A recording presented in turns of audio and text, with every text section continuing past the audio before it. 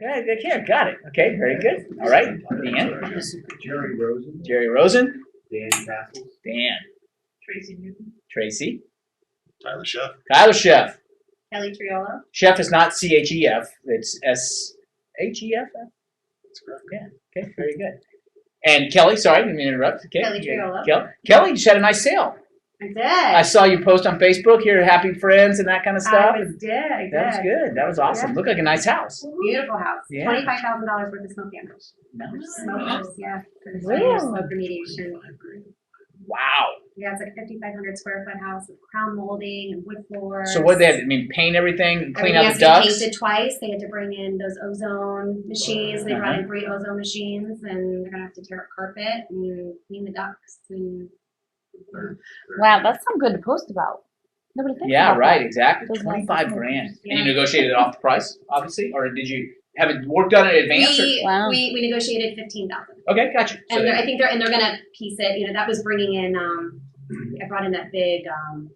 What's the smoke remediation company? like duct busters. or- Surpro. They Oh, did, yeah. Surpro, okay. So they've they hired separate people and they're gonna do everything themselves. So I'm sure it'll be a lot closer to 15. But according to Surpro, it's 20. Wow, interesting. Very Dan. Just something as a nurse, third-hand smoke can actually cause cancer. And there's studies that are coming out and showing that. So whenever you do have a house that has a lot of smoke, it's a good idea to let the consumer know that says, hey, you know, read some studies up on Sure, what exactly. smoke is. Don't give them medical advice. You're not doctors. Right, exactly. But you know, just say, hey, Well, you know, there's some good stuff out there on this. awesome. That's good advice as well. So congratulations on the sale. Thank Thanks for the you. advice. And Karen. And Karen. Karen Perkins. Perkins. All right, very good. Like the restaurant. Yes. All right, good deal. Except not. Except not the restaurant. Exactly. Not the restaurant, not the bank. That's right. Not thank you. Exactly. Not any of those things. I'm trying to think where I put my. I put those away. I'm trying to- Yeah. Yes, I need them. All right. Good. Pared it down, and can you hear me? Okay. I think so. How's everybody doing? Awesome. Awesome. Good. Nobody here that is here for the first time, right? Everybody's been to these meetings before? Awesome. Good deal. So we can crank through. A little bit different this time. What we're going to do is I've been thinking more and more about how do we continue to encourage agents to do what they need to do, all right, if they truly want to, you know, make a difference in the business, all right, is to actually implement, all right. So we're going to focus on, we're going to cover some of the stuff that we covered before, but we're going to sit down and maybe have a heart-to-heart about, okay, what's holding us back? If we're being held back, where can we, you know, do to help you? What can we do to help you to increase and do more? All right, and to get to that position. Then I'm going to break it down. I think there are 6 things. If you do these 6 things, I'm going to make it real simple. All right, I guarantee you'll have success in this business. All right, and actually though, 5 of the things are under one umbrella, so it's really 2 things. Okay, so it's going to be pretty simple. I'm trying to get this down to the smallest basic bite. All right, for people to get this done. All right, so it's just, I get excited. I'm pretty ramped up because when I meet with the next group, which is here, these people are talking about trying to take their business to the next level, right? About they're already, you know, doing, you know, anywhere from, it's 4 million plus a year in business, but a lot of them are doing closer to 10 to 12. And they want to know, okay, where do I do, and it's not only, okay, some of them it's how do I do that same 10 to 12 with less time, and how to organize myself better, how do I systemize things and make things happen. Others are saying, hey, look, I want to do 20, right? And how do I do that in the same amount of time? All right, so I do the same amount of volume in less time, or the same or more volume in the same amount of time. But it's energizing to hear, you know, just their goals and their visions for where they see their business in 5 years, and how we can share with each other and help each other hold each other accountable. Because we talked about that last time, right? You know, that's the number one role of a coach, right? It's just accountability, right? And you know what? We introduced ourselves. Everybody coming through. Did you say introduce? Yeah. It's Lily and Charlene. Okay. I go by Charlene, but Lillian's my first name. Okay. What do you want us to call you? Charlene. Okay. Very good. We'll call you Charlotte. But if All you right. look at- Call me anything you want. Just don't call me late for dinner. Yeah. All right, If you okay. look at my license, it's Lily. Oh, okay, So very I good. No confuse problem. everybody. All right, yes. You know, it's funny. I don't look in Tennessee. You actually have to literally still physically hang your license with a broker. So they got a wall there where everybody has their license actually pinned up there. And if you ever changed offices, you have to go get your license. All right, the paper thing, and take it to your new broker. It's kind of so that you always wonder, why do they call it hanging your license? Well, that's what they do. They actually hang licenses there. They actually hang them up on it. They have to be prominently displayed. Can you imagine? 900 agents. We'd have to just get a new office just to hold the walls, just to to do that. We could make it like a mausoleum of a slide out drawer or something. Everybody, what's that? Right, exactly. We just have to have a wall of fame there. Just we'll just rank you too, based on volume, so you know where you are. It's not alphabetical. Moving on. You can get one of those old like poster things you used to see at Walmart where you flip through them. Oh yeah, right, exactly. You get it done. So Anyway, so so I don't review licenses. So I would not know that you weren't Charlie to get that in that spot. Okay, so. I want to talk about what you're doing and how things are how working for you or not working for you, and then maybe it's because you're not working. All right, and that's okay. But we're going to go through. We talked about this. Everybody understands our system of. You know what? I didn't revise the PowerPoint.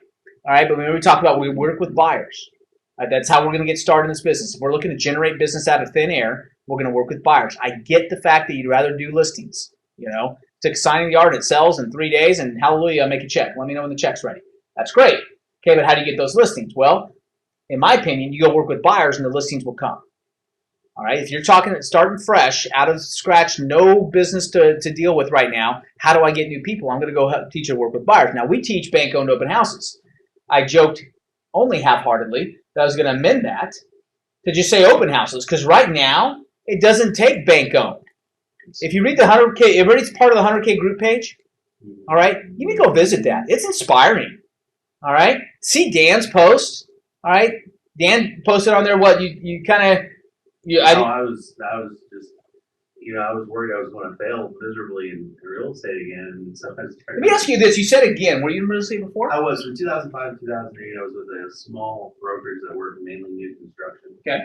And I was the one that got to sell the houses that came in for people who wanted to buy a new house. Gotcha. So you didn't get to sell, but if they, hey, look, I'd love to buy this place, but I have a home to sell. Yeah, pretty much. And okay. so, and I had a business partner, and I think I only sold about 6 or probably up to 8 homes. I had a business partner, so between the two of us, we did about 8 homes.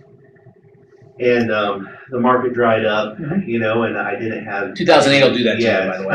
2008 was the last year I was in it. It's called The Big Short. Go see the movie. And so anyway, I just I didn't have anyone teaching me anything other than new construction, and they got out of it completely. And so it was a family brokerage too. So I was a 4th generation realtor. So there wasn't a lot that I knew. Your family? Yeah, my family. Gotcha. My great grandmother, my grandmother, my mom, me. But anyway, so getting back into it, there was a lot of those. Well, I failed once. Sure. It's a tattoo. You can pass the test the first time, but you can fail the first time too. Sure, right. It's like so. Anyway, I got back into it, and you said do the bank open houses. So in my house, I went through and I wrote on all the mirrors. I said you can succeed. You will succeed. And 100K is in the middle of my bathroom mirror, and on the door it says you're a winner. You go through the door, and you will succeed today. And so my wife still hasn't erased them off the doors. That's which is awesome. Great. So I love that she's buying in as well. Yeah, she's okay with it on the mirror. Well, once I got the first person that says I want to buy a house, she was like, "Yeah, go ahead and do it." Exactly. Show me the money. I don't care. So, write what you want on my mirrors. Just make sure my bank account's full. So anyway, I go to the Ace Hardware because my pretty much signs didn't come in soon enough. So I went and got 6 signs, spent $72, got 6 signs, and got duct tape and wrote bank owned on it. The first open house, I had someone come through and say, "Yeah, I'm definitely looking to buy a house, and I'm actually showing them property Saturday." And that's the first time I'm showing property other than a bank owned open home. And then I have just from this past week, I had 14 different couples and families come through, so about 30 something people. And I was doing my list last night while I was at work, and I have 7 people on the list that will be buying a house from me probably within the next 2 months, and 4 that I'm working with now actively to buy a home, and that's almost more people than I did in 2 years, And so I know that's not a lot to some people, but to me it's like, man, this is awesome. We're getting a pre-approval letters first, and we're. Well, here's the thing. I mean, and 7, I think 2 of them are people you knew, they're friends. 2 I knew that were friends. One Right. brother and sister. That you reached brother out and to, some sister-in-law. of even the Michael Mayer stuff. You said, hey, let me just reach Yeah. out and touch base. One I saw at a restaurant. I asked her how I could help her, and she's a manager of a restaurant, and so she's like, well, I'm actually going to be looking to move soon. I was like, oh, well, just let me know if there's anything I can help you with, and she would ask me questions, and so I got to get in contact with her today and send her a list of mortgage brokers. So it's Okay, amazing. so we've been at this about a month, right? This is our 3rd session, but February was short, so a month ago you walked in the door with no business. No business except for a lease that fell through. So, All right. I had a neighbor that was wanting to get a lease, but he didn't qualify with his credit, so it didn't go through. Got it. Okay. But And now you've shown property Saturday. now I'm thinking about quitting my other job. Okay. So Get some checks in the I bank am, first. I Okay. am. All right. We just want to give you some 40, advice. 45 days is when I'm going to give those. Awesome. It's been 20. Yesterday morning at 8 o'clock is when I woke up. So I'm burning the candle. I Just when understand. you But woke up. I'm a nurse, so I got to go to, I have to work a 12-hour shift. And Yeah. so I couldn't go to sleep yesterday because of all this stuff that was on my mind. Yeah, right. Okay. So, And fair enough. I just want to be, and I think that's, I do but it 2 days a week. That's Okay. It's only 2 days that's a week. good. but- All right. Excellent. Good. And I think easily we can work you out of that other job easily. All right. And just, but that's exciting. Yeah. That's really cool to hear because he just went out and implemented and started. Here's a guy who so motivated he's going to write, I can do this on my mirror. All right. Because That's awesome. if you keep doing what you're doing, you keep getting what you're getting, you decide, you know what, enough's enough, it's time to make a change, right? So, again, we're not bringing any magic pills. The only magic pill we're bringing is encouragement to do it, right? Is that we can be encouraging you to, you know what, trust us and see. I mean, what the heck? What have you got to lose? That's kind of how we teach it, right? Is if not this, then what? All right. And if you got a solid answer for me, then I'm all in.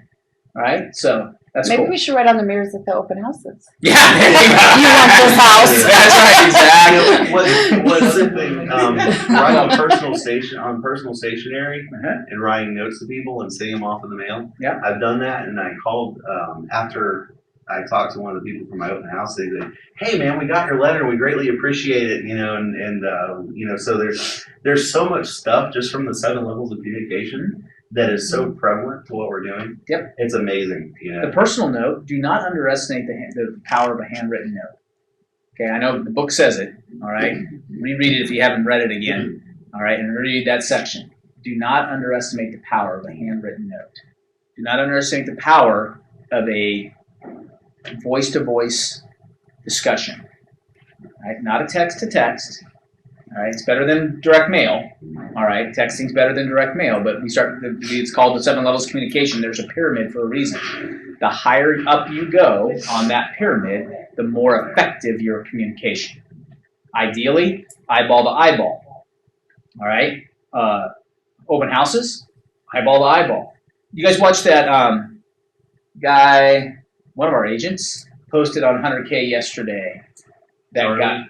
guy. Charlie's on fire right now because Charlie took it last session. By the way, you just go watch Charlie's post or go read Charlie's post. He's excited. All right. All right. That's an understatement. Okay, that's right. And Charlie's a great guy. I'm telling you, he's a high eye and he's just, but he's excited about, because he's actually, he comes from the ministry, right? And he's just excited about how he can help people, right? That he truly believes, I'm helping people buy a home. Can you believe this? And I get paid to do it. What a world, right? Only in America. That's just the way he's attacking this thing, and he's having a blast and doing it. But not Charlie, though. There's a Jeff Copeland. Is that it? There's Copeland's his last name, but he's done some bank-owned open houses, and he posted a video of the guy with mega open houses. Did you watch the video? Okay. Oh, the mega one. Yeah, the mega, and there's a young guy that's out there, talking about crushing it and all that kind of stuff. All right, you can tell he's, probably half my age. All right, so I'll try and be hip enough to say crush it every once in a while. All right, but with that being said, he's just talking about how, now he's talking about doing some really cool stuff. All right, just like how to increase traffic at your open house. Talking about sending out letters and walking the neighborhood and flyer, and nothing wrong with any of that, by the way. You want to make it increase your thing. I think that you buy $72 worth of signs at Ace Hardware and you can find a buyer. Yeah. And $72 and some duct tape. All right. And Get the come on. white duct tape because of the. Yeah. Silver looks a little cheesy. Right, exactly. But you can do it. You don't have to do it. But on there, the thing I watched that whole video. It's like 7 minutes long. Take a look at it. It's on our 100K group page. But it's 7 minutes long. But one of the things he says is that a study shows that 77% of people do business with the first person they meet face to face in real estate. And I believe it. I believe too. Right? Mm-hmm. 77% of people will do business with the first person they meet face to face in real estate. And that doesn't mean because only if the person is, slick or has the best tricolor brochure. No, 77% of the people do business with the first person they meet face to face. And so if you're that person at an open house, you got think to yourself and put this on your mirror. I've got a 77% chance, right? Yeah. If I'm just there, because the statistics don't lie. The numbers are the numbers, right? That if I'm there and I'm the first person they meet face to face, I win. All right? Now, how do you go meet them face to face? Got to go do it, right? You're not going to say, my signs didn't come in, I'll try it next weekend. I don't have time. I want to get out. I don't want to work 12-hour shifts anymore, right? I'm going to go do whatever it takes to make this happen, all right? Who will win in this business? Those who decide to win in this business. It's period, right? And whatever win means for you. Okay, remember, we're not saying that you have to make $300,000 a year in the business. Not saying you need to make $50,000 a year. Win is your own personal win, all right? Whatever that means for you. And it's your own journey. It's not my journey. It's not Dan's journey. It's not Jim's journey. It's not Tyler's journey, right? It's just whatever that is for you, all right? I'm proud of you, and that's exciting to hear. All right, proud of you you have kids? No, not Okay, yet. awesome. One kids, that's why I gotta work. All right, very good, awesome, good deal. All right, well, I'm proud for you and for your family, for your wife, and for you're building a legacy right now. And all right, too. yeah, it's good. awesome. It is awesome. It really It is is. good. All right, that's take it. Now that being said, bank owned now I'm discovering is not the only answer. All right, because there's a guy, Arcadius Bar. Arcadius was at did our 100K last time, and he started setting some regular open houses for Manuela. All right, and had 30 people through it. I'm just telling you, the market the way it is right now, go sit an open house, period. All right, if you can't find a bank owned, if you don't want to do bank owned, you don't feel safe at a bank owned, whatever your holdup is, you'll go do an open house. Because right now, people are coming to all open houses, period. Here's the reality. Reality is that supply is low. Supply is low, demand is high. The marketplace is understanding that I better jump on things fast. And if I, quote unquote, working with a realtor, happens to be my cousin, all right, and they aren't available, I better not miss out. This might be the one. And you know what? Hey, you're sitting in an open house. You're a lot more motivated than my cousin. That's their mindset. And you're thinking, hey, yeah, I'm more motivated than your cousin, and I got a 77% chance. All right? Okay, because now I'm showing you that I'm willing to work. Your cousin's doing whatever, cutting hair, tending bar, or whatever on the side, and now, you know what I mean? So here we go. All right, let's make this happen, and let's get it done. I'm just telling you, go do it. Go meet the people. Go where the people are. If anybody sit in the flea markets okay, that's fine. You don't have to do that, but if you don't want to do it, go try the flea market thing. Unless you've got what you're doing is working, then keep doing it. If it's not, then do something else. And I'm just saying, open houses are the cheapest way to go meet people. The cheapest. All right? It's not buying a Zillow page. It's not enhancing your this. It's not getting a zip code on Realtor.com. It's not any of that. All right? I'm talking $72 gets it done. And that 72, he got his other signs cheaper than that, but he couldn't afford to wait. I got 8 signs for 70. Yeah, see, They're actually exactly. in the shape of the house and say bank owned open home. See, perfect. All right. So now he's got the other ones in. But did you recoup that $72 that first? I will. I will, right, Yeah, exactly. this weekend I will. Right, because you're showing the guy a house that you met that you were, if you hadn't said, no, I'm going to sit home. All right. So just again, go do it. Go meet the people. All right. Now again, we teach backwards because we teach working with buyers. Why? I think buyers are cash checks. You got 7 potential deals in the next 2 months ready to close. All right. 93% of realtors out there would give their left foot Okay. All right. Okay. To have 7 deals closing in the next 2 months. I don't care what size they are. I don't care if they're $70,000 homes to $600,000 homes. They would kill to have 7 transactions because here's what we know: that those 7 transactions, properly watered and nurtured and turned into an orange grove, are going to turn into more transactions. Let me show you how hard I work. All right. And guess what? Hey, now that you've done this, all right, read the book. Michael, and by the way, there's nothing new in the book. Michael just compiles a lot of different stuff. Right? I could teach all day on what Michael's book says because we could talk about the reticular activation system, and there's power in that. All right, having that dialogue. There's power in the who like you script. All right. Hey, now that I've helped you out, Karen, we worked hard over this thing. Let me ask you this: who like you, might be a renter that would really love to own that you can introduce me to? Okay, why? Do we ask that up the front? No, because I've earned the right, to have that discussion. Another thing, and I'll just share with you that if you haven't seen Michael speak, he doesn't say it in his book. The first time I heard him speak, it's probably been 3 years now that I started teaching through the Michael Mayer book. And the first time I taught it, my first read through the book, I thought we're not allowed to say the R word. Okay? Not allowed to use the word referral. Oh, can't say it. And we brought him in to do a seminar, and filled up a room with 300 people.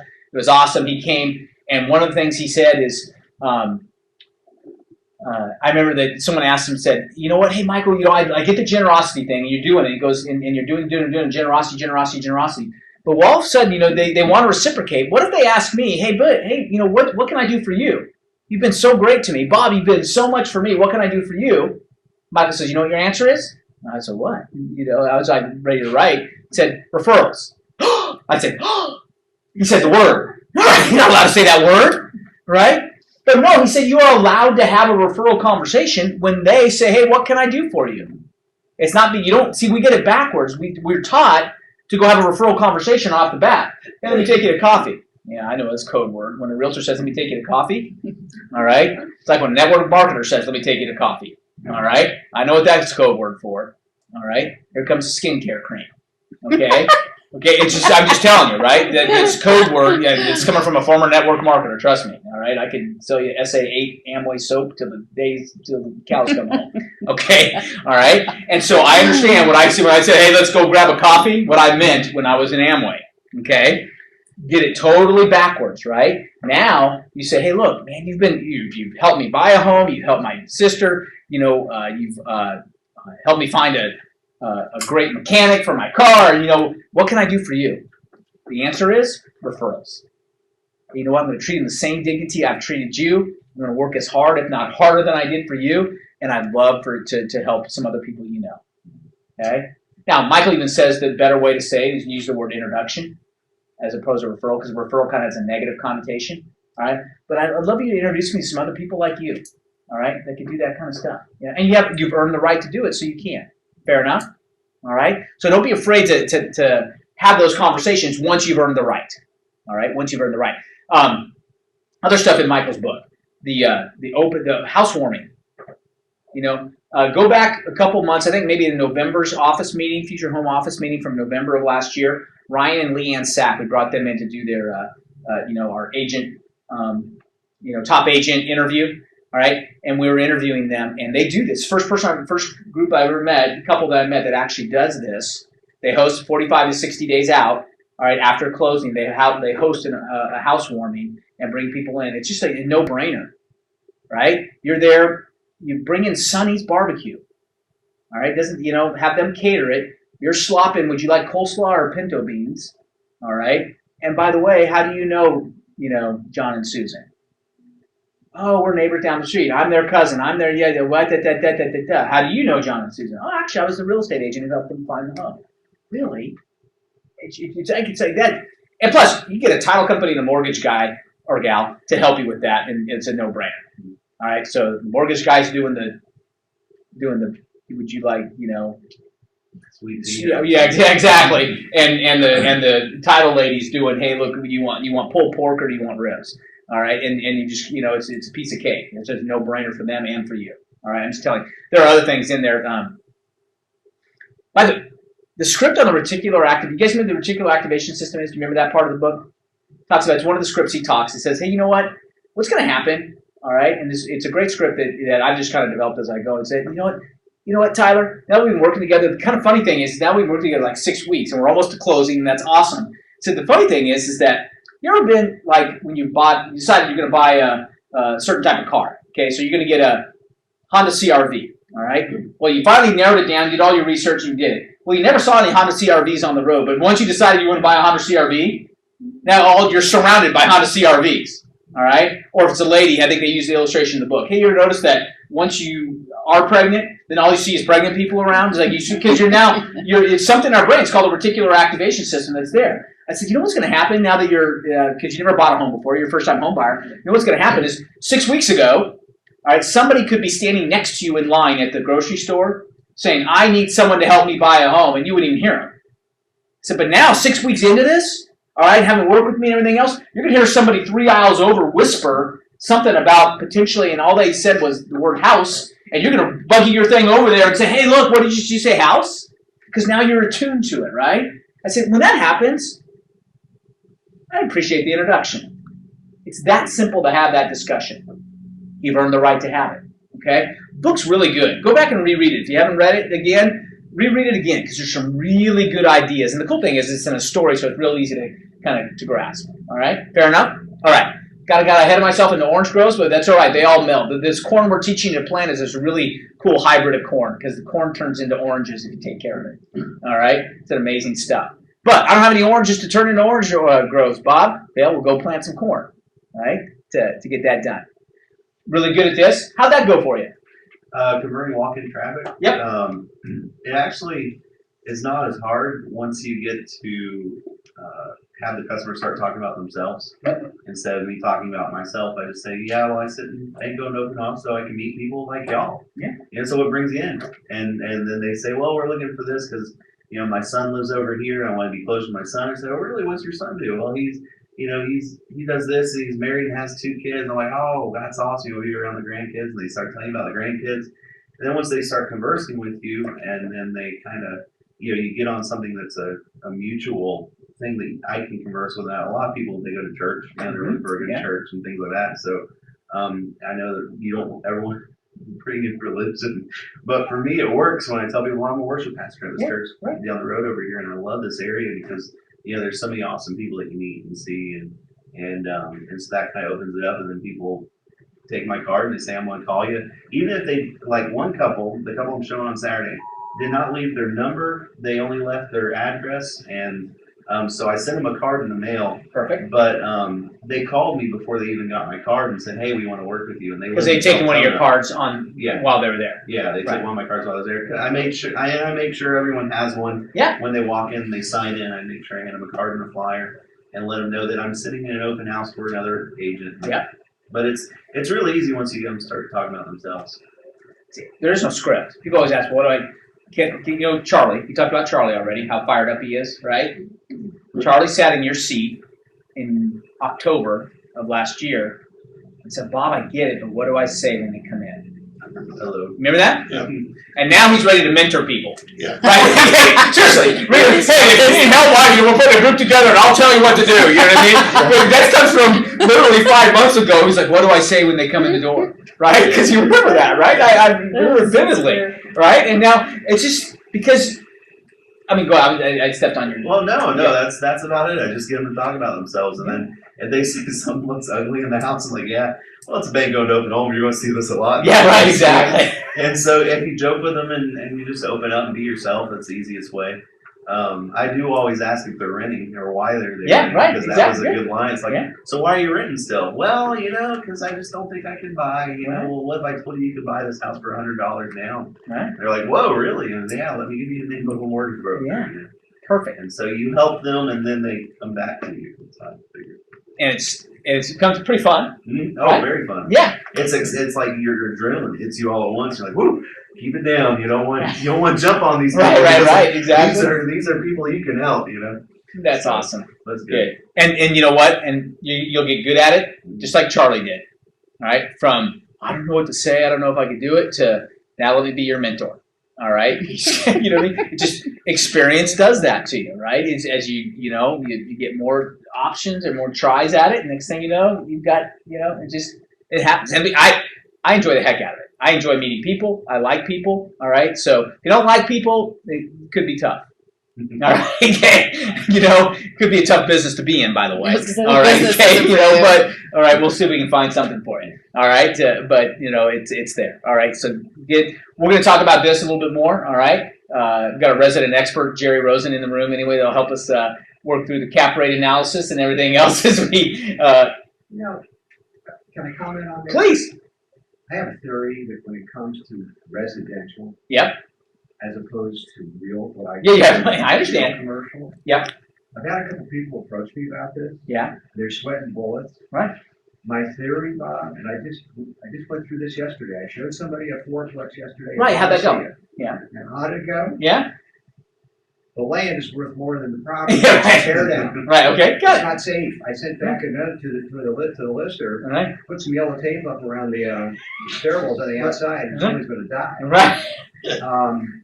Plus, when I got there, I had to get in line behind all the other realtors, showing all their investors this deal because it's $260,000 fourplex, Right. one block from Bayshore Right. in Palmacio, a half mile from the country club. Right. Yeah.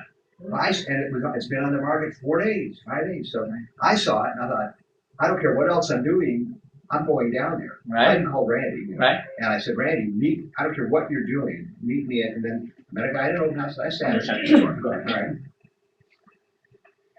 Wouldn't give me any information. Put his name on my sheet, but he wouldn't tell me anything more. The second guy in the door last Saturday. He gets back in touch with me 2 days ago. He wants to invest. And I had just found this. Or maybe it was the day before. And I said, what are you doing tomorrow at 1:30? I'm going to go cold. I usually like to preview these things. Right. Meet me, we'll do it cold. Right. I got there a half hour before he did. Yeah. Took me 10 minutes to figure out his highest. I checked the zoning, commercial, neighborhood. Right. Next door, same thing. There's already a boutique. Right. Highest and best use is not residential. Right. Right. Right. All these other agents are showing up. They're going. They were getting $1,000 a unit. I can clearly see $1,500 a unit. Where? The walls are down, the ceiling's down, Right. the floors are falling through. Right. The doors don't have nothing work. It's a teardown. Right. You don't have to be an expert to know it's a teardown. And so I didn't want to say, hey, fine, man. Do you think you can get this down? That's great. Someone called bankruptcy. It's their deal. Right. It's one of JV's associates. Right. Right. So I took him aside and I said, what's going on? I said, you're getting offers. I said, over the list. Right. Okay, are you kidding? Of course. And I said, way over the list. I said, you're not even supposed to be submitting them to Saturday. It's a 10-day. Right. Right. And she said, yeah, but we're collecting them now. And I said, have you gone over 500,000 yet? Uh-huh. What'd you She say? said, I really can't say. Right. Okay. Good. I said, we both know the man's worth more than this building. I Right. said, what do you think's going to happen? She said, I don't really know. Getting back to the The investor. Right. serious investors Right. that know what they're doing, Right. that understand cap rates and Right. returns on, Sure. they don't need that knowledge from us. I agree. I think that we will get so confused, the average agent will get Right. so messed up. Right. Trying to explain that to an expert, Yep. they're gonna lose all credibility. Good. Yeah, and I agree with you. I agree with you 100%. Let them drive the boat. Yeah. If they come up, like I saw yesterday, when I saw the guy pull up, in the Rolls convertible, Right. and he was brought in by somebody driving the biggest BMW that's out there. Right. And they swaggered in and looked around. These guys don't need anybody to go up and talk to them about cap rates. I understand. Okay. The not so sophisticated investor that's trying to just flip homes. Yep.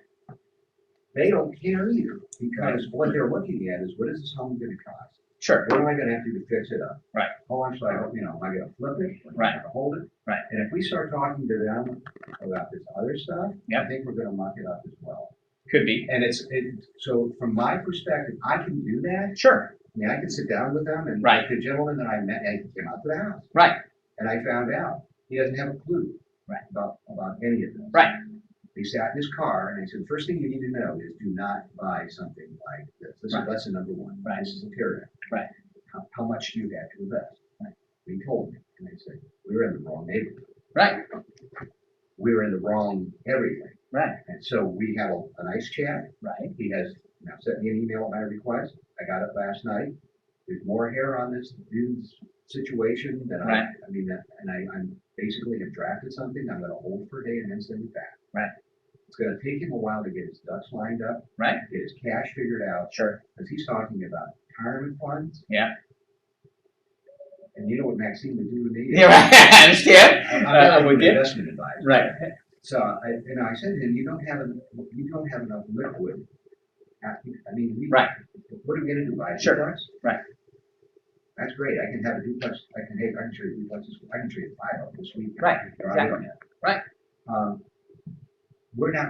He and I are not yet ready to really sit down because he hasn't got things figured. He's got family issues. Right. All right, but we don't.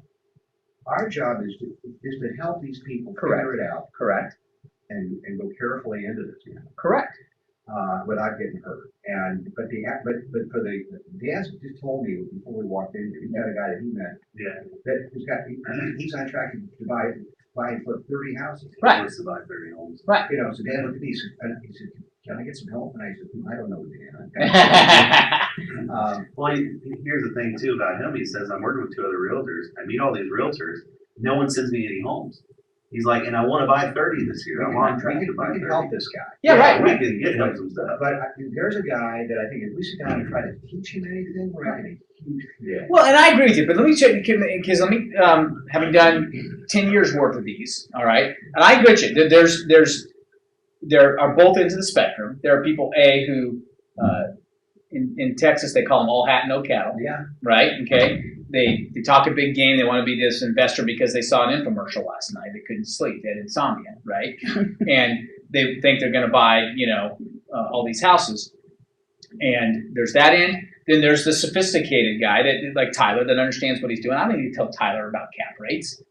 Right. Tyler is buying multiplex units around the country. All right.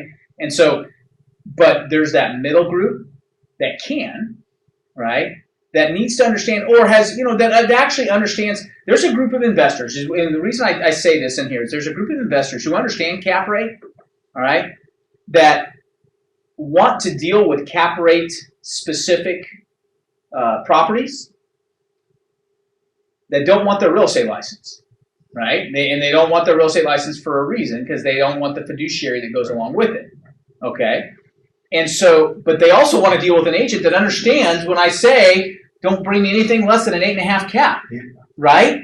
And then I'm telling you, 97% of realtors out there say, okay, and have no idea what they're talking about. Right? And so we want to talk about, and we're talking triplexes and quadplexes, a lot of them, because they're small investors. They're not these guys who represent insurance companies ready to buy, 600 unit apartment complexes. So when I say that is that I think there's a way to differentiate yourself as an agent that you have that as a bullet in your belt. Right. All right. Not that you're going to teach them cap rate, but that you understand it enough to say, hey, look, I know what you mean when you say don't bring me anything less than an 8.5 cap.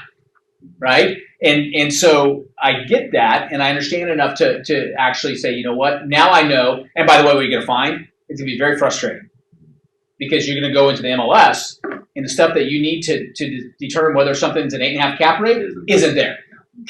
Because the listing agents who are listing these that are clueless shouldn't be listing them. Because whoever hired them to list them should have said, do you understand cap rate? Okay? And they're not because they're somebody's cousin, Tyler. I'd like to piggyback the conversation out. What I do, spend the majority of my time doing is teaching people about real estate investing. I have a radio show, I do local events, they're all free. And my competition is the real estate guru, those people that say, run to the back of the room, max out your credit cards, we'll go buy some property. I'm the opposite, because I have a real estate license. If you're gonna buy real estate through me, I'm gonna get paid that way, so I will teach you for free. Now, I have an overwhelming response, and the perfect example is I just did a call to action on one of my most recent episodes. It was about IRA investing. Because people don't realize that they can take their traditional IRA, roll it over into a self-directed IRA, and use it to buy real estate and far outperform the stock market. I've been toe-to-toe with dozens of financial planners. And as far as in the debate, they have blow on the water every time because you can't argue with the numbers. And over time, you can't. And financial planners can't stand me, but I disagree that we shouldn't be educating. And I'll tell you the reason is I've had a dozen FHR agents that have come to my cash flow games because I do them just for agents as well as the public. I had probably a dozen agents at one time or another over last year come to me and say, I just got this property under contract because of what I learned playing the cash flow game. They had just enough information to be comfortable in front of that prospect. It's not necessarily teaching Bob about cap rate. It's that I know what cap rate is, so I'm not scared to talk to Bob because Bob's an investor, knows what he's doing. I'm uncomfortable as a residential agent. Not me, but a lot of agents are uncomfortable talking when they see an investor. They're like, "Oh God," and they go into panic. So I think what you're putting out about cap rate is important because it's to build the agent's confidence. It's not necessarily to teach. At least that's my perspective on it. That's true. Buyer. That's, I don't and that's Teach the goal. buyer. I don't think you're trying to teach the public or expecting us to teach the public this is cap rate. But it's to make the agents more comfortable. The more comfortable the agent is in their own skin, the more successful they're going to be. Yeah. I go to bank on open house and have a great success rate. I find 95% of the people who walk in the door that are investors have little or no experience. None. I spend most of my time doing syndication work where I get several people together, they pool their money, and we go out and buy an apartment building together. We do a full syndication. So I don't do a lot of transactional real estate from that perspective. Like I buy properties all over the country, like I said. But I find that there's more people out there that want to invest that don't know how. Just as much as there are a whole bunch of agents out there, the majority of agents don't know anything about investing, but you'd be surprised how many want to learn. And if you can make them comfortable, educate them. And that's why Keller Williams, when people give Keller Williams 40% of their income is because they think they're getting an education. But if you educate, you dominate. Yeah. That's why you're so successful. That's why FHR is so successful. I think I don't think it's your pay plan. There are other pay plans. I mean, other companies have our pay plan. Berkshire Hathaway has the same Yeah. pay plan, but you've got, they may be bigger or whatever, but it's the fact that you take the time to educate. Right. You make the agents comfortable. They learn here. Right. And to Jerry, to your point, I agree with you. I mean, I see, because I agree, that's the purpose of what Tyler does it. And Jerry, I think it's going to take a little bit of a mind, because you're dealing with so many real investors in your world, you know what I mean, that you dealt with in the past, so many real insurance companies that are wanting to buy, mega, that kind of stuff. I made the decision last night when I had some time to think about it. Yeah. And when I wrote the draft response, holding it today, I needed to sleep. Good for you, by the way. Wise counsel right there.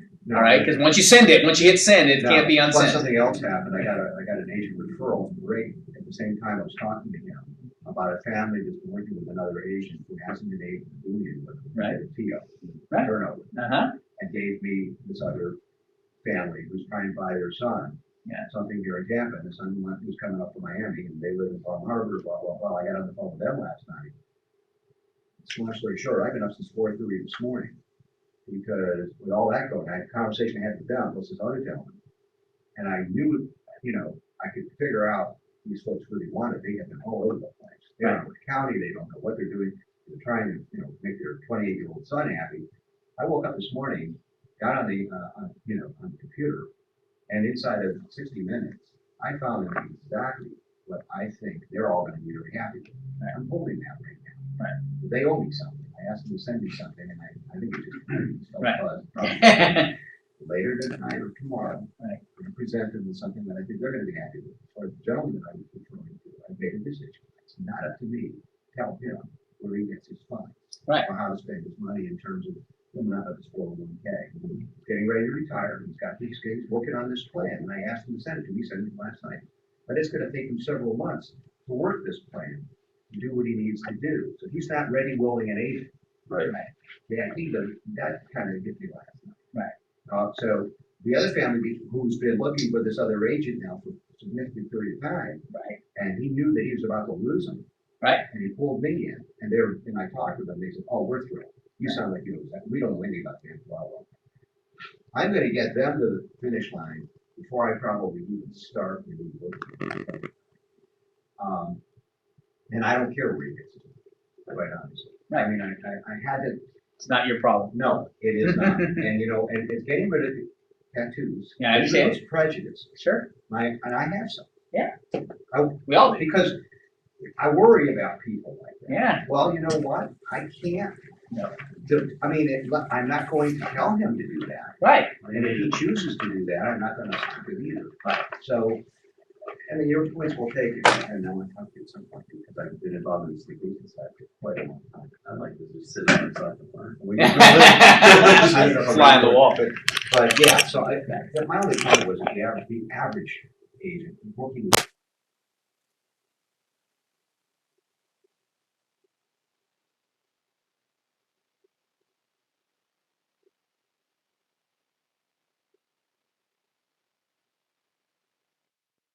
How to teach people how to buy and flip.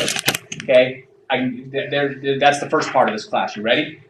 Buy low, put a little in, sell it for more than the combination of the two. You're done. Yeah. Okay, I mean, there's the end of story. All right, there's just, you know what? Buy low, put as little in as you can. Lipstick on a pig, they call it. Get it flipped, and there you go. Genius, Jerry. Okay. I just had this conversation That's- out in the hall. Okay. Yeah, there's nothing to that. I mean, buy low, sell high, right? Okay, that's flipping. All right. So what we teach in the other class is more long-term hold, or at least or hold. You know, buy and hold for a little bit and try and get a return on your investment. And at least, again, and Tyler's point is exactly it. It's to educate the agent so they feel comfortable and not panicked when somebody says, "Hey, look, what do you think my potential cash flow is? What do you think my potential ROI is? What do you think the cap rate would be on this deal?" Right? That kind of stuff. No, it's a nursing thing. All right. Okay. All right. So we're first-time home buyers, right? Why you're going to meet a lot of them, you know, and untapped. All right. They really are untapped. Dan says he's asking people, "Hey, why you're renting?" I don't know. I don't think I could. You know, that's a great question to ask, because a lot of people. I told you guys, I ran first year in the business. I told you I was sitting in the bank on open houses. Once I had some cash flow coming in, I'm going to date myself a little bit. All right. I ran an ad in the newspaper. You guys remember the newspaper? Okay. Black ink gets on your fingers, that kind of thing. You've seen one of those, Kelly? Remember that? Okay. All right. All right. Yes. All right. I saw Kelly looking at an actual paper today, and she kept doing this, and it wouldn't flip. All right. She started waving her hand over. Why isn't the page turning? So, I ran an ad that said, "Stop renting. Buy for little or no money down, payments less than rent." It was back in the day when I actually ran ads on other stuff. Like if I did have listings, I would run ads on them. And so this is called a placeholder ad, meaning I got a really good rate because I guaranteed them that I was going to run this ad every day, right? So I said, well, what ad am I going to run every day? And so I ran this ad in the general real estate section. Stop renting, buy for little or no money down, payments less than rent. Okay? You would not believe what called that ad. Okay? I called it panning for gold. I had to shake a lot of sand to get a nugget. Okay? But down to the point where Jeanette, we didn't have any children at the time, but Jeanette I could say it in my sleep what I said to people when they called on that ad, right? Hey, let me tell you what I do. I worked the first time. I found the biggest hurdle to overcome is usually the down payment. A lot of people can actually handle the monthly payment because a lot of times it's less than what they're already paying in rent. All right, but what the reality is how do we come up with the down payment? Well, what I found is that a lot of times it's what first, last, and security is going to look like anyway, because there are a lot of government programs and other things. First-time home buyers, depending on what situation you're in, I can do it. I haven't said that since 1997, and I just quoted it like it was yesterday. Okay, because I said it so many times. All right, ran it over and over and over again. But that's what I did. Okay, and I sold 10 homes a year from people that called on that ad. All right. True story. 5 years, first year in the business, sold 5 homes this way. I've sold, some of you have been here before, you've heard this, all right? Those of you new, all right? Tell you, boy, you're sophisticated, Bob. Check this out. That whole stop renting, all right? Buy for little or no money down concept. I said, that's kind of cool. That's working. People are calling to that, all right? Calling on that ad. Where else? I made these. You're gonna laugh at me, okay? Handmade, all right? We didn't use publisher, all right? Handmade, all right? I drew a stop sign. Now, as a high school math teacher, taught geometry, I could killer octagon. I can draw a killer octagon. All right, it was perfect. Okay, so I drew an octagon because a stop sign's an octagon, right? So I'd stop and I hand colored in with red and left the white around it for stop, and then put renting, buy for little or no money down, payments less than rent. My name, Future Home, Bob McDougall, Future Home Realty, and then Bob McDougall, my phone number, on little tear strips like I was selling a 10-speed bike. Have you seen those? All right. And I said, where am I going to, you know what? And I got this idea. I said, where are renters? Okay. What's that? Thank you very much. Laundromats. Yep. I went to laundromats where they had the bulletin board. Tack. Okay. I carried these in my, I'd be showing property to a client, right? Who I met at a bank-owned open house. And all of a sudden I go, oh, hang on a minute. And I pull over. I said, what are you doing? It says laundromat I haven't seen before. And they're like, what are you talking? And I go back in my trunk, get out one of these I had ready, tack. They said, what was that? Oh, check it out. This is what I did. And that's a cool idea. 5 homes I sold my first year from people that tore my number off of that. That's cheesy, Bob. I'd never do that. Oh. I'd never pull my BMW into, you know what I mean? The guy that showed the property yesterday, right? That was up there with it, right? I would never pull my Rolls Royce into a laundromat. And then I get that, right? But I wasn't driving a Rolls Royce. Trust me, okay? At the time. And I was just hungry, willing to help people, and I was passionate about that. I just love working with first-time home buyers, all right? I just did, and I found ways I get creative. And I just, was doing anything and everything to try and find first-time home buyers because I love working with them. I really did. All right, and it was very satisfying. They were grateful, and good things happened when I did it. All right, so it was kind of cool. All right, list by referral. Talk about that. We're not going to have a listing presentation. I'm not going to teach you one. At least you can have one. All right, you're going to list by referral. What does that mean? You're going to help other people, and they're going to say, "Hey, look, you treated my son right. Now it's time to list my home." All right, so your presentation is here's the paperwork. Let's sign. That's your listing presentation. That's the best kind of listing presentation you'll ever have, by the way. All right, low pressure. Okay. All right, we're the only guy invited in. Corn planting conference call. How many guys were on that last week? Okay. How'd that go, by the way, because I missed it? Yeah, we know. After about 10 minutes, it was like, how long do we wait for a professor? It's fine. Somebody takes the bull by the horns and start talking. Actually, Good. a couple of us did. We All right, started good. talking. I mean, Yeah. we didn't really want to just throw the call away. No, I'm glad you did. There were about 4 or 5 of us on the call. Yeah. And I don't know. I think David. I think I may have asked. Awesome. How everybody do, and anybody want to bring anything up, and Yeah. maybe any of us can Yeah. help. And I asked a question, and we just kind of went round. Should have called Charlie and got him in because he's a resident expert now. Yeah, I know. I had coffee with Charlie. I did. I mean, I met him a few days ago. That's awesome. Basically, he sat down and I said, "All right, Charlie, tell me everything you know," because I read what you put in there.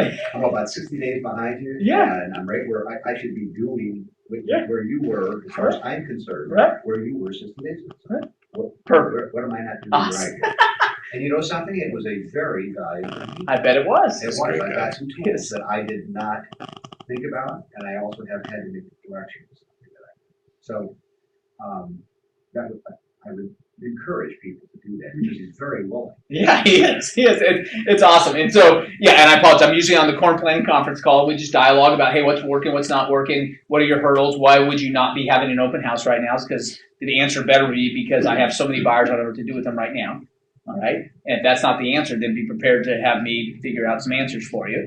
All right. When I do make a call, I was caught on another conference call. I looked down. I was like, oh my goodness. And then by the time I logged in, everybody was gone. So you guys figured, yeah, you know what? I bet you figured it out. All right. And got it done. You guys don't need me. All right. That's what the Facebook group pages are for. Get it done. But if you want to join us Friday mornings, 10 a.m., we just kind of chat and talk about specific around either bank owned or remember we're talking open houses, period. Just go do something. All right, go do something. All right. Then we talked about the orange groves. Okay, and we already kind of covered this in the book. I'm a big fan of the book. All right, the book being 7 Levels of Communication. So I think it's a step by step. And you don't have to take all of it. Take some of it. Take none of it. Take a piece of it. Tweak a piece of it. Do what you want. All right, but there's some really good ideas in there. All right, the whole idea of getting out of asking for the referral first. All right, instead of earning the right is the whole concept. All right, just get to the point where you can earn the right. That's the generosity cycle. By the way, one time when I did bring Michael in and we had the big event, I said, hey, Michael, you're 7 Levels of Communication. I get why it's named that, but it's kind of misleading. I think it really should be like the generosity cycle. And that should be a better name of the book. All right, because I appreciate that, Bob. What's the name of your book? And I said, okay, thanks. All right, touche. Appreciate your input, you're expert. Which is very typical of me, right? Just, hey, let me tell you my opinion. Okay, go ahead. All right, exactly. Here's what I think of your opinion. Have a nice day. Read between the lines. The whole idea is be generous first. They'll feel obligated to reciprocate, and that reciprocation for you is you are allowed to say that word, right? Referrals, all right? Introductions to other people. All right, you can introduce other people. You do some business with them. All right, it allows you to be profitable. That profitability allows you to be prosperous, and enough prosperity allows you to be even more generous, and the cycle starts all over again. All right, it's a better way to live, too, by the way. Augmandino wrote a book, by the way, called The Better Way to Live. Read that. All right, better way to live. It's just, get up, and how am I going to help today? All right, instead of how am I going to make my next dollar? All right, it's a different way, right? Just a different attitude going about it, right? Tyler, how am I going to help these investors today? How am I going to educate the public today? That's fun, right? It's a blast. Yeah. Doing it tonight. Yeah, see? It's fun to go out there, and you guess what? And you get paid to do it. Directly? No, it comes back to you, right? It's awesome, all right? Remember, success attracts success. All right, so what's going to happen is you start meeting these people at these open houses, and you start doing it. Next thing you know, they're telling friends, you're getting excited, and your confidence level goes up.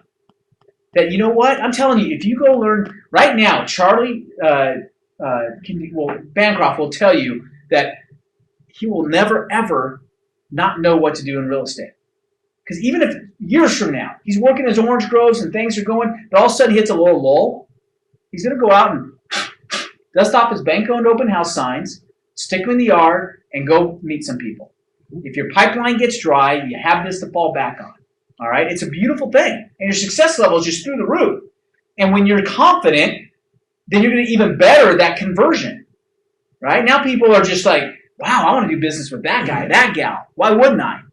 All right? They're just, because your excitement exudes. I have a funny confession. Yeah. I've been behind on my reading lately. Yeah. Because I'm busier than hell. I got Right. all kinds of stuff going on. So I've started purposely sitting bank-owned open houses, more bank-owned open houses, so I have time to read. Right. Fair enough. So this is the one time where I shut my phone off. Yep. And I don't check my email. And I sit Yeah. there with a paperback. Yeah. All the books that I read. Right. And I sit there and do my reading. And That's awesome. when people show up, hey, I'm Right. good to go. Exactly. And yeah, it even helps there. That's perfect. I love that. All right. And I'm just telling you, go take some action. Because when you take action, because here's the other thing, is activity breeds activity. Right? Why?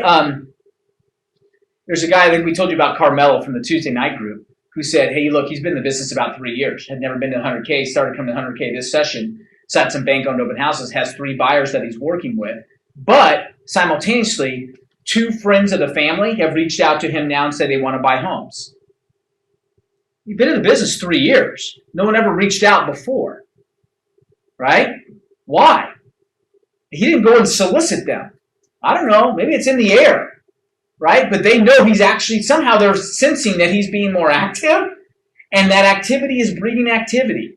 I can't explain it. I'm not going to sit there and say it makes logical sense, other than the fact that maybe his mom was talking to somebody and said, hey, look, Carmelo's out sitting at an open house right now. Hey, he must be doing something, so let me call him. I need to buy. You know what I mean? You never know what kind of conversations are being had and where they come from. So I'm just telling you, when you start being active, all of a sudden activity starts to happen. You can't stop it, right? That's a little thing that I picked up in the last year. I've always been shy. I've never been the type of person to stand up in front of a room and talk. And that's what worked against me last year at bank-owned open houses. Yeah. That I say that, people are like, you're crazy. Of course, Right. you're like, you're all over the place. But no, it's true. I've always been afraid of a bit of the crowd. So I started going to Toastmasters last year in Oldsmar, and all the agents really should come. 8 o'clock in the morning on Wednesday mornings. It takes 1 hour. And for the next 6 months, it's free. They've waived dues as of this morning. Wow. So you can go to Toastmasters. Frances, who works for us, Yeah. she's coming. I got her to Awesome. come. Good. She did her second speech today. She rocked it. It's a huge confidence builder. If you're at those bank-owned open houses and you're afraid of what to say, you'll learn what to say at Toastmasters. Because every week you get up and you have to speak about things you don't know what you're talking about on the spot. It's changed my life, Toastmasters. My mentor made me go. Awesome. last year. Right. And I've been going now for a year. And now I get up in front of a room. I just did one over Tampa in front of 500 people. And it doesn't even faze me anymore. That's I awesome. wire up and off I go. Yeah. And it's a huge confidence builder. Sure. And the agents now have no excuse because it's in the morning before their phone rings and it's free. And it's in Oldsmar. It's right around the corner. Where's it? 8 o'clock Oldsmar where? At the City Hall, which Yeah. is upstairs, the Chamber of Commerce. I know exactly where you're at. 8 o'clock on Wednesday morning. I'll post it on Can you the post Realty. that? Yeah. Yeah. Post that. That's great. Remember. That's awesome. Yeah. How much are dues when they don't waive them, just so we know? Oh, it's like, I don't know, $20 for Yeah. 6 months. Or Yeah, something. right, exactly. It's embarrassing. Right. Yeah, exactly. Duct I'm going to pay you anyway. It's duct tape, right, exactly. That's awesome. Well, that's great advice. You know, that's a skill. I've got one where I'm seeing with the activity and the face-to-face, Yeah. and I actually had a neighbor bring this to me. Okay. I had gone outside, and he said, wow, he said, seeing you was like lightning striking. Right? He says, you are either inside for 2 days or you're gone for 3 days. And it was timing with a client that I had been working with and someone I overworked. And this is the whole other side of picking your people Yeah. and not knowing when to say when. Yeah. Knowing when to say when. This is somebody that I knew, first time home buyer at 50 plus years old, wanted desperately to help and had people telling me to walk away. And I was like, I can't. Well, you know what? Those 2 days I was in the house, I'm dealing with her mother, the other agent, title.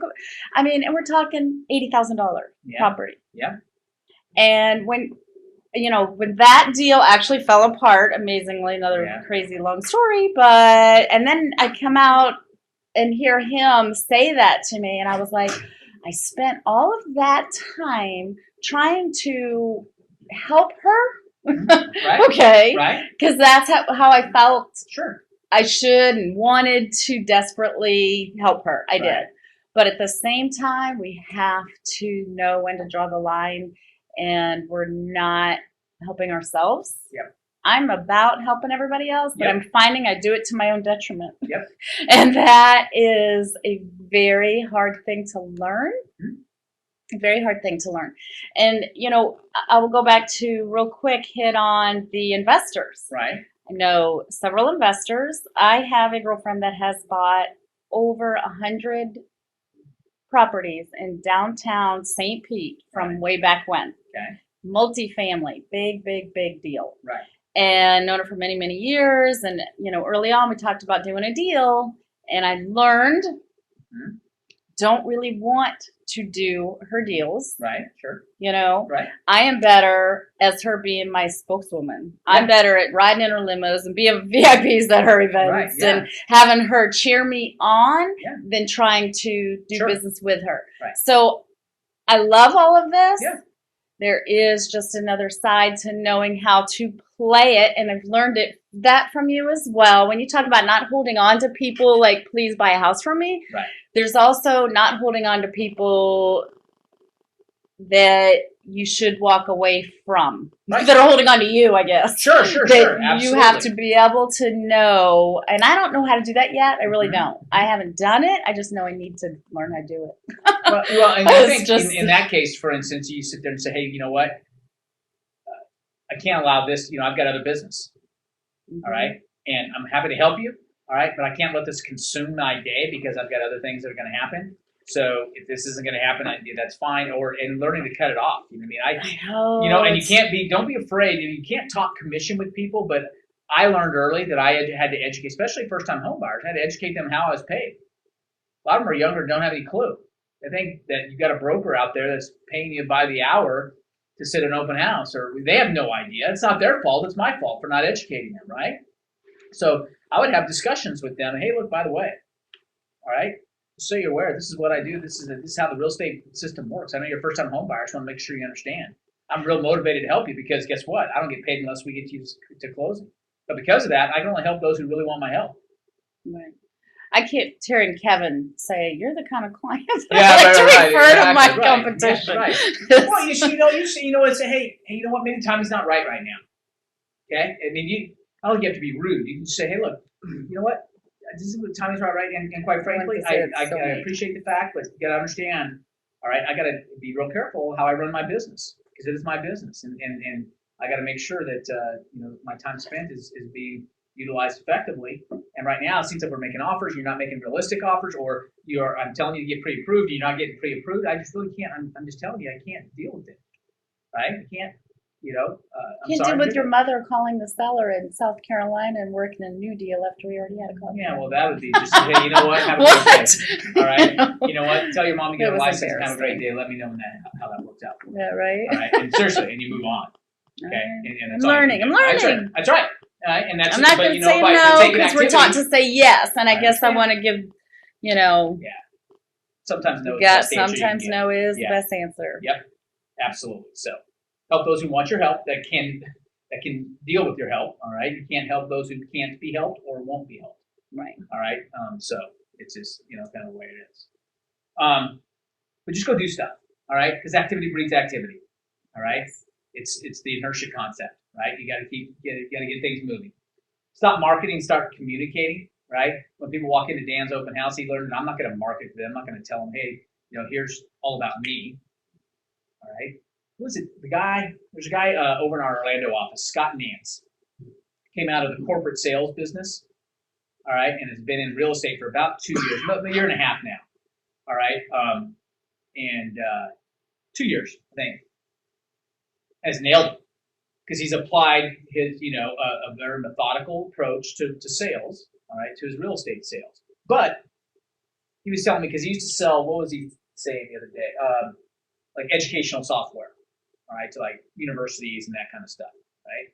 Well, he met this guy, and Scott's probably like 55 or so, and he said this young guy came and he said, okay, we're gonna meet with Penn State or something. So we're up and he said the guy popped in and he got in his car, and then this, you know, younger salesman, but was there to assist him in the presentation, right? Or the, you know, he said he got out and the guy said, oh, I gotta get in the trunk to get my laptop. He goes, no, you don't. He said, no, what are we going to show him software? He goes, no, this is the VP in charge of purchasing, all right? He has people that investigate the software, all right? We're not going to show him the software. How are we going to present to him? Listen to me. We are not going to have a presentation. We're going to go in there and have a conversation. You understand? The guy was like, totally like, I don't get it. All right? People walk into your open house, they don't want a presentation. They want a conversation. All right? That nailed it in my eyes when Scott said that, to be the difference between marketing and communicating. All right? Marketers present. All right? Communicators converse. Fair enough. Just go have a conversation with people. It's a lot of fun. All right? But you got to do everything you do. The activity breeds activity. You know, I've always said you got to walk with a purpose. Anybody at yesterday's office meeting? I got to tell you that yesterday, because Michelle, by the way, watch Michelle, all right? I was told that All was right. somebody else. Okay. She was You fabulous. got to watch it. She did a great That's what I job. heard. She said that her husband, who's in the military and still is in like reserve, tells the people he leads, you got to walk with a purpose. And so at the end of her time, I said, I'm going to incorporate that walk with a purpose. So now that I've heard your husband say it, tonight when I teach 100K, I'm going to say, I've heard said, walk with a purpose. And tomorrow when I teach 100K, I'm going to say, as I've always said. All right, because the third time I hear it, it's mine. I own it now, so that's my line. All right, walk with a purpose. So we have to say walk with a purpose. But the key is, again, stop marketing. Nobody wants to be marketed to. People want to be communicated with. And that's a huge difference, right? But if you grasp that, it's game over. Hashtag you win. Okay? All right, it's over, right? It's done. Okay, one-on-one meetings, eyeball to eyeball, meatball to meatball. Eyeball to eyeball, you got a 77% chance. All right, if you're the first time person, they meet face to face. I don't care how good you are, how bad you are. Okay, teeth straight, teeth crooked. All right, got all your teeth, none of your teeth. All right, 77%. Now, don't get me wrong. All right, some of us maybe make sure, you know, the guys, let me give you a little hint. It's called a nose trimmer. All right. Okay. Don't be afraid to use one. Okay. Okay. That's right. Okay. And so they got some that do nose and ears simultaneously. Same machine does both. I'm just Okay, it is what it is. All right. Do you increase? Okay, maybe you go to 80% if you don't have nose hairs. Probably yes. All right. Okay, that 77% is an average? All right. You'd be at 85 if you didn't have any nose hairs. You'd be at 70% if you did. All right. So the 77 is an average. All right. I'm just being honest with you. All right. So with that in mind, we're gonna go and be eyeball to eyeball with people. It's a winner. All right, because you can actually converse with somebody. All right. You're not marketing to them. All right. Marketing them is not eyeball to eyeball. Conversing is eyeball to eyeball. All right. So go look for opportunities that you can get eyeball to eyeball. Now, that being said, I told you to say just do these things. Okay. Just do these things. You're going to repeat. Okay. We talk about tennis lessons yet? No. Okay. So, Michelle yesterday. I love bringing our agents in because our agents have so much knowledge. Okay, our top producing agents, they figured it out. All right, and they're willing to share. It's part of our culture. It's an awesome culture that we put together. People are just willing to, hey, you know what? Here's what I do. Hope it works for you. If it doesn't, maybe take a piece of it. Whatever. Okay, but Michelle says, hey, I don't go to a ton of training because I confuse myself. Right? I just decided here's a couple things that work for me, and I just do them.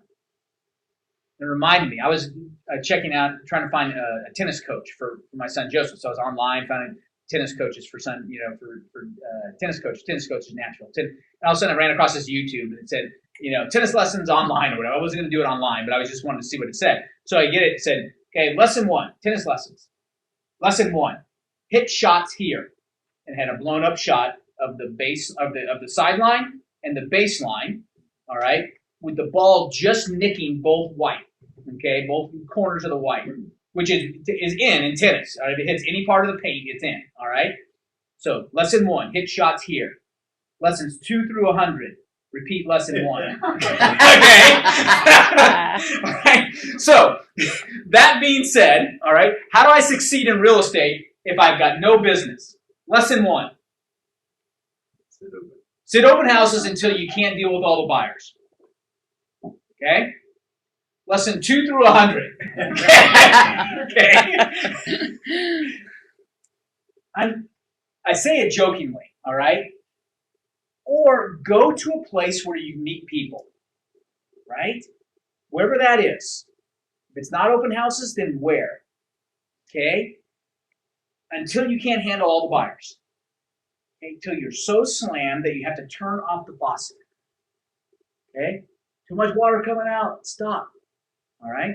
Now, my thought was keep the faucet on and refer it out to those people who aren't willing to sit open houses and get 25% of that. Okay? May as well.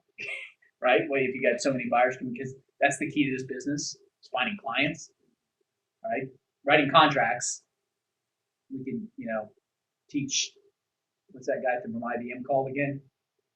The computer that they all have dialogues with now in the commercials. Whatever. You guys seen those commercials, Nelson or whatever they call it, or whatever his name is.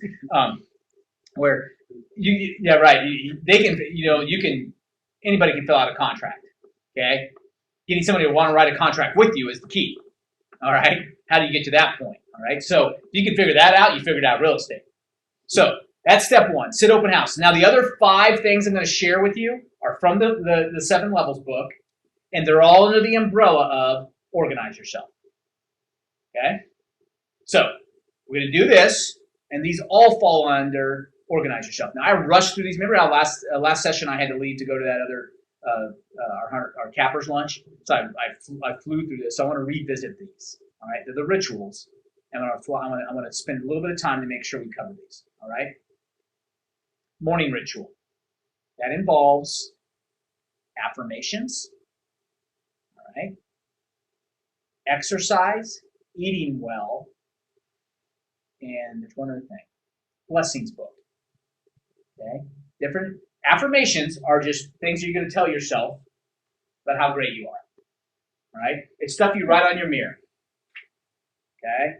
It could be anything, whatever it is for you. It's got to be some type of affirmation. I think the scrolls from The Greatest Salesman in the World are great affirmations. All right? Affirmations are key. Eating well is key. Exercise is key. Why do I exercise? Because when I walk out the door and I know that I've exercised and disciplined myself, I feel better about me, and I attract more people. Right? It's just it. People say, hey, man, I know something about you. I need to be around you. Okay? Because I exercised. I was disciplined today. Right? I'm just telling you, that's what it is. All right? And a blessings book. You just write something, hey, you know what? It'll take you 30 seconds to write one blessing down a day. Okay? 30 seconds. Keep it right next to your bedside, just boom, boom, boom. All right? But start the day with, remember we talked about the very first session, the difference in saying, good Lord, it's morning, and good morning, Lord. Right? Okay? Some people, it's a totally different attitude, same words, all right?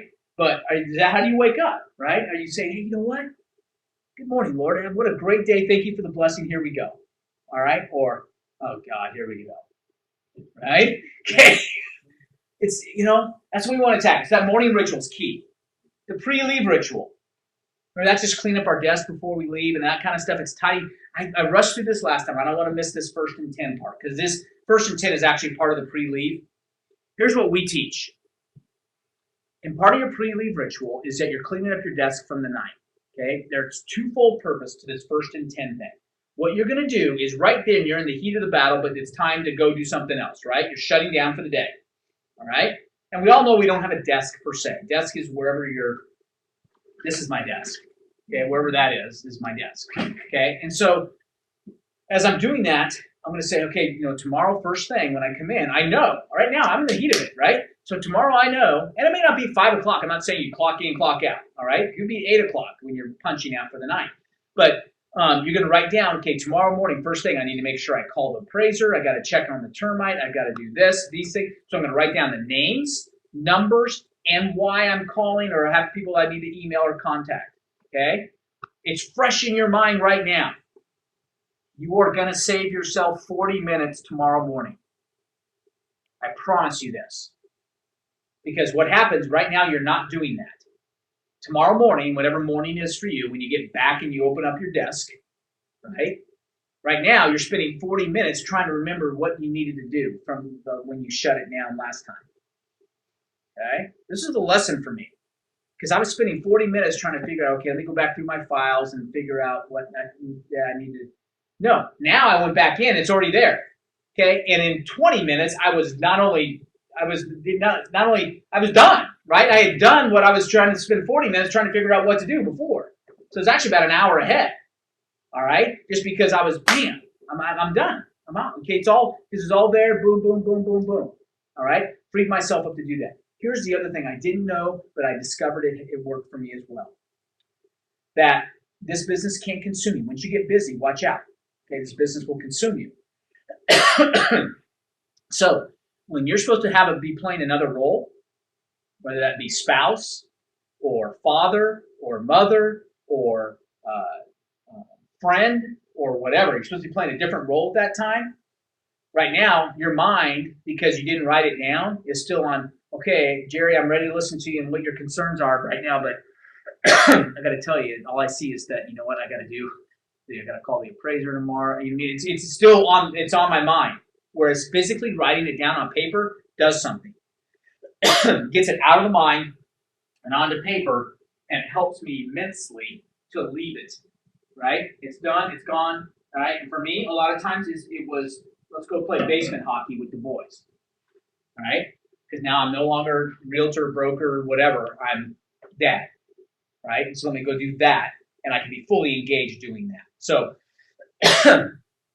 you want to gain more time? 1st and 10. Okay? As part of your pre-leave ritual. And just clean up a little bit. Organize yourself. So that if you're going to stack your folders in some place, at least stack them in an order. So when you pull them out, there's something, it's not papers flying all over the place. Okay? You're going to feel, it's telling you, you'll feel better about yourself when you walk out the door again. All right? Just because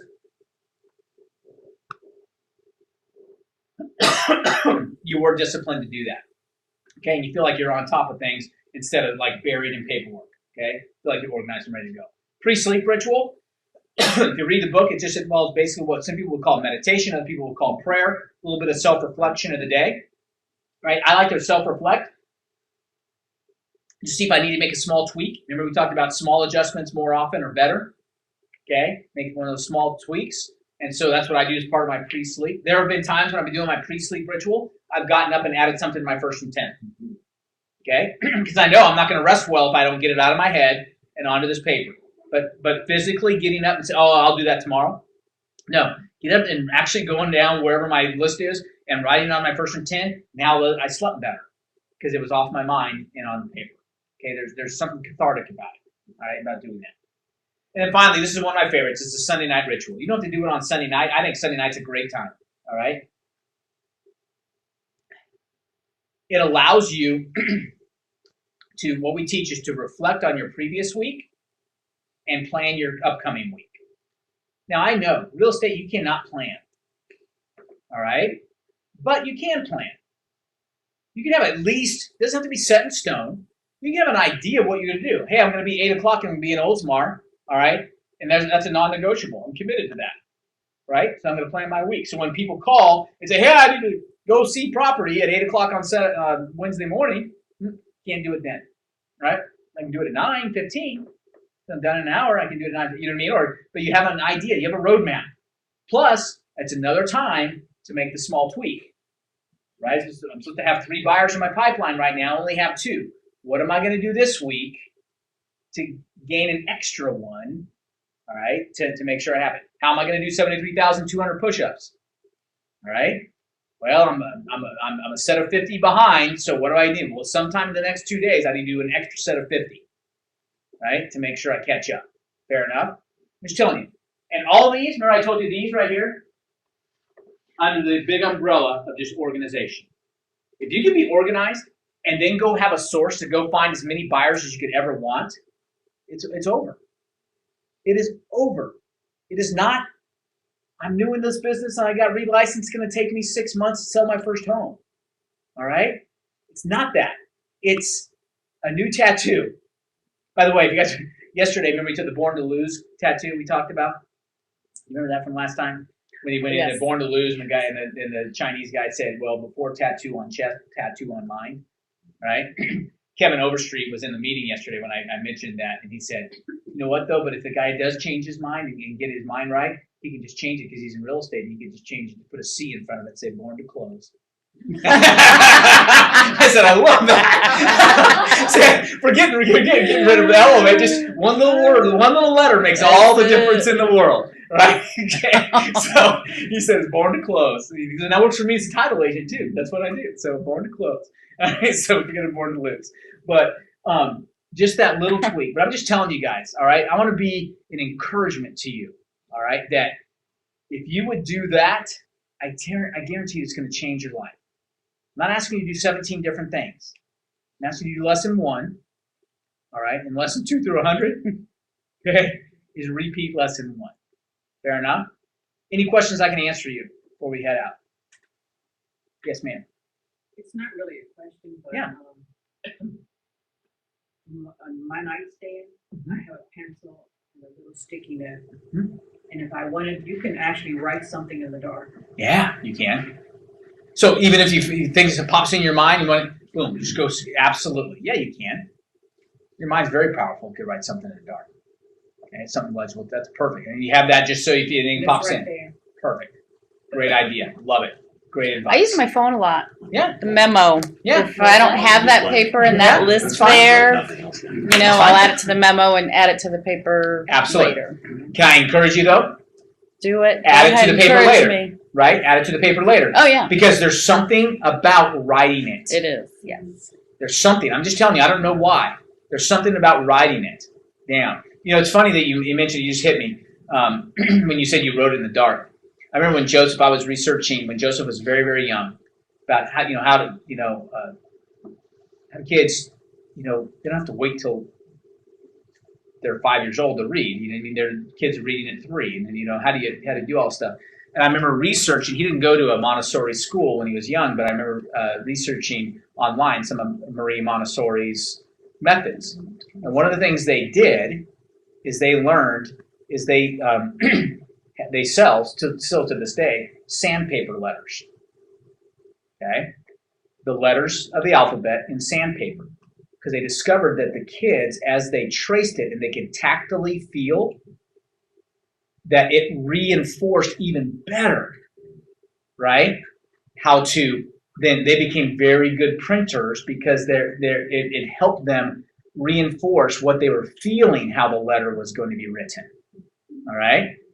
And parents to be, parent of a young child, you got an older child and a young child, right? Kind of things have changed in 18 years, haven't they? Oh my Right? You got one daughter graduating from high school, and you got another one, that's just coming. That's now what? How many months old? It'll be a year.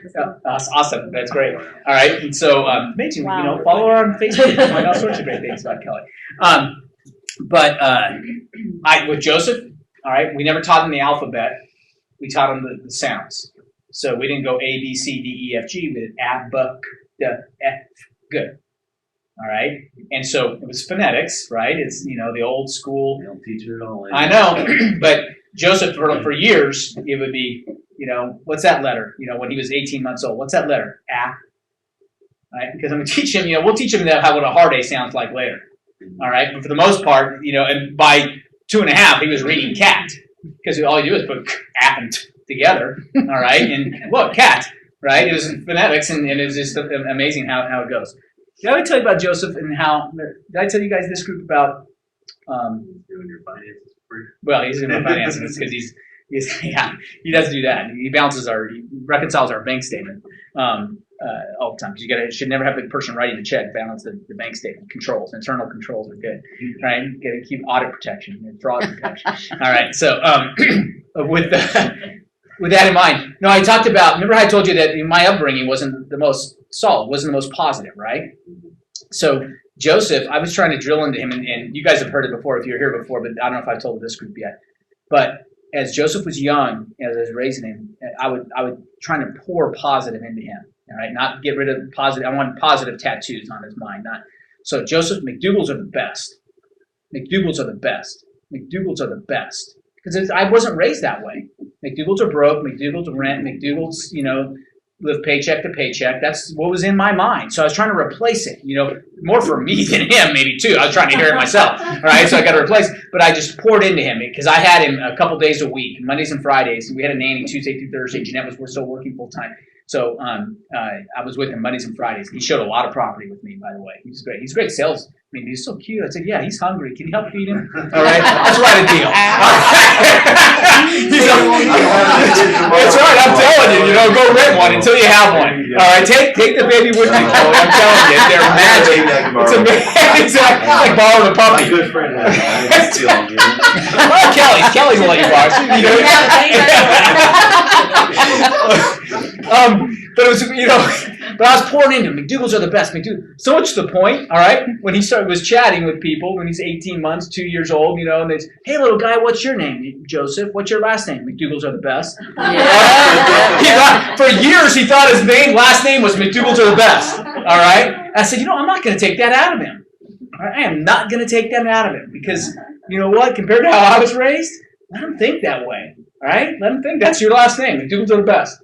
Can you spell that for me? I don't know. McDougal's are the best. All right, it works out. So it's cool. All right. So, but anyway, remind me. Anything else I can answer for you? I don't know. How do we get off on that? Oh, writing things down, tactile. Okay, yeah. How would you go about finding someone for real estate transaction out of state? Like if I have referrals. Yeah. Actually, I have one that wants to come to Tennessee and buy something. So I don't know exactly what area, but how would you go about finding agents like that? Good point, by the way. If you guys got 5 minutes, let me teach you a tip that you can make an extra $30,000 this year. Okay, maybe not 30. Let's start with 10. Make an extra 10. And 10 sound legitimate? Okay, help you pay for something. You could get a referral fee anywhere in the United States. You can get anywhere in the world, really. All right, because you're licensed, so you can get a referral fee. Right now, you got buyers who are buying here that have friends in North Carolina, right, Tennessee, wherever that want help. Get good at interviewing agents, because when I refer people, I'm going to tell you, a good friend of mine didn't use me. He had already bought his home, and then we got to know each other. And I just moved to Tennessee, and he called me and said, "Hey, Bob, my mom just passed away. I'm sorry to hear that, Jamie." But he said, "Yeah." He goes, "But she has a place that we need to get rid of. It's a small $80,000 place over there on the east coast of Florida. Do you know anybody there?" And I said, you know what, Jamie, I don't have any. Do you have any of your agents that work? I said, no, none of my agents, but let me find somebody for you. All right. So what I did is I went on Realtor.com. All right. Zillow wasn't around at the time, so either one of those, but Realtor.com in particular.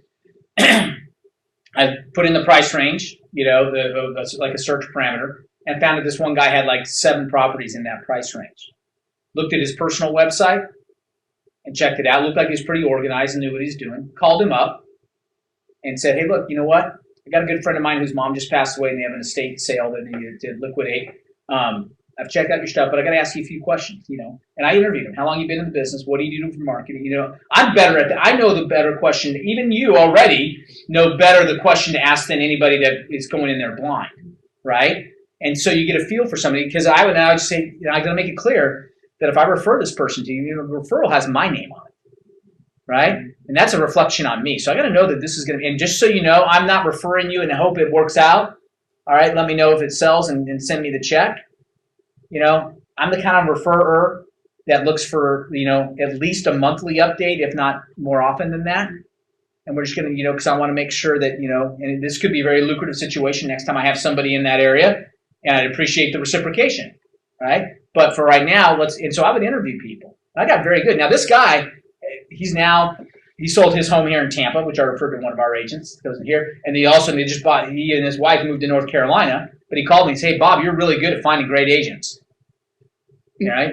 I made, and it was over 3 years just off of him, but I made $10,000 in referral fees just because I got good at picking up the phone and finding a good agent. It took me 20 minutes online and then another 10 minutes talking to them on the phone to make sure that they understood that I'm not just throwing a name out there. So that's what I would do. Okay. All right, it's go get an idea of, you should know, what they're trying to sell or what they're trying to buy, wherever they're going. Get a sense of that price rate. The North Carolina, I know he had young kids. All right, he said we chose this area because of the school district. So when I talked this, it looked like there was a younger, lady in her maybe late mid-30s, early 40s. So I bet she has kids in the school districts. That's I'm just because I knew the hot buttons for him. So when I talked to her, I said, hey, look, the client I had mentioned this area specifically because of schools.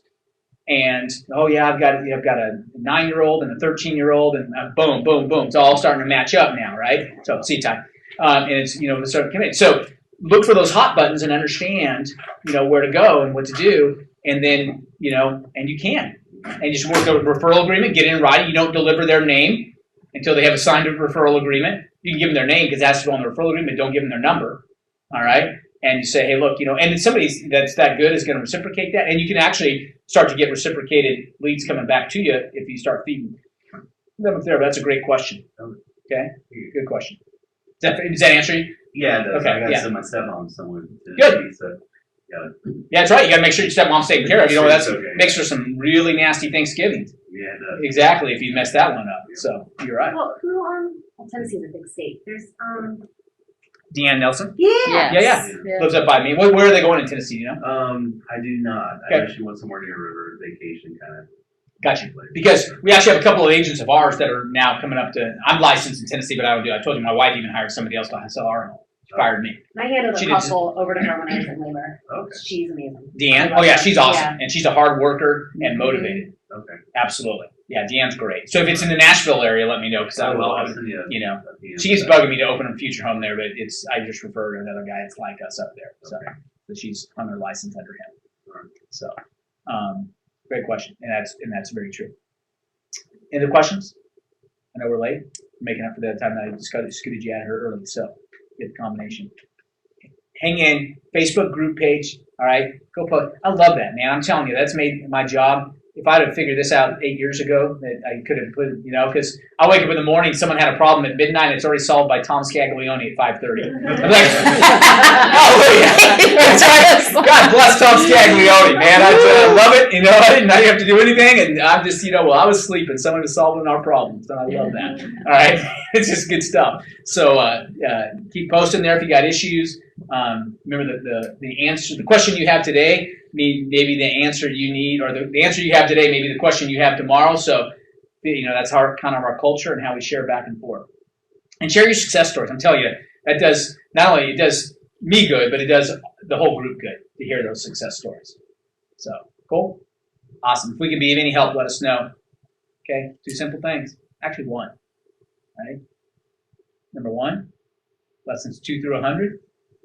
Repeat lesson 1. Cool? All right. Have a great day, guys. If you need anything, let us know. Okay.